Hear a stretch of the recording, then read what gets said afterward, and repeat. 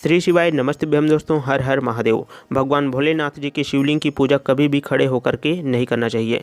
खड़े होकर पूजा करने से व्यक्ति को तरह तरह की परेशानियां हो सकती हैं और उनकी पूजा भगवान भोलेनाथ जी कभी भी स्वीकार नहीं करते हैं। दोस्तों, शिव पुराण में स्पष्ट रूप से बताया गया है कि खड़े होकर जो जल चढ़ाते हैं उनका जो पूजा का प्रभाव है वो कम हो जाता है और भगवान उनकी पूजा को स्वीकार नहीं करता है। खड़े होकर पूजा करने वाले व्यक्ति का मन जो है वो स्थिर नहीं रहता है, जिससे पूजा का जो फल है वो अधूरा रह जाता है। दोस्तों, इसीलिए कभी भी आपको खड़े होकर के पूजा नहीं करना चाहिए। भगवान भोलेनाथ जी की शिवलिंग की पूजा आपको हमेशा बैठ कर करना चाहिए, है ना, और मन एकदम एकाग्र मन से करना चाहिए। अगर आप लोग शिव जी की पूजा खड़े होकर करते हैं तो ऐसे में आपका जो मन है वो स्थिर नहीं रहता है, जिससे पूजा का फल जो है वो आपको सही तरह से प्राप्त नहीं होता है। दोस्तों, खड़े होकर पूजा करना अहंकार और जल्दबाजी का प्रतीक माना जाता है। कई लोग क्या करते हैं, मंदिर में जाते हैं और जल्दबाजी में खड़े होकर ही जल को समर्पित कर देते हैं। तो दोस्तों, खड़े होकर जल अर्पित करने से आपका मन स्थिर नहीं रहता है, आपके अंदर गुस्सा बहुत ज़्यादा आने लगता है, क्योंकि भगवान शिव जी आपकी पूजा को स्वीकार नहीं करते हैं। दोस्तों, खड़े होकर जल चढ़ाने से जो आपका जो सकारात्मक ऊर्जा आपके अंदर जो आने वाला होता है वो बाधित हो सकता है और आप हमेशा ही तनाव में रह सकते हैं। भगवान शिव जी की पूजा सही विधि से बैठ करके अच्छे से करना चाहिए, ध्यान से करना चाहिए, ऐसे ही पूजा को स्वीकार करते हैं।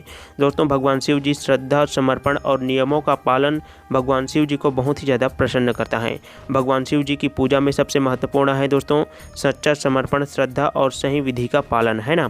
इसीलिए दोस्तों, आपको भगवान शिव जी की पूजा कभी भी खड़े होकर के नहीं करना चाहिए। खड़े होकर के भगवान शिव जी के ऊपर में जल अर्पित नहीं करना चाहिए। दोस्तों, आप कभी भी भगवान शिव जी की पूजा करते हैं तो सच्चे समर्पण और धैर्य से की गई पूजा से ही शिव जी प्रसन्न होते हैं। मन को शांत करके आपको जल अर्पित करना चाहिए और जब भी आप लोग भगवान शिव जी को जल अर्पित करने जाएं तो आपको ध्यान रहना चाहिए कि आपका जो मुख है वो उत्तर दिशा या फिर पूर्व दिशा की ओर होना चाहिए। ऐसे दिशा में बैठकर आप लोग जल अर्पित करते हैं तो भगवान शिव जी आपके जल को जरूर स्वीकार करते हैं। जल अर्पित करते समय आपको बार बार श्री शिवाय नमस्तुभ्यम या भगवान भोलेनाथ जी का कोई सा भी प्यारा नाम स्मरण करते ही रहना चाहिए। आपको मन ही मन शिव जी का नाम जप करते ही रहना चाहिए, है ना।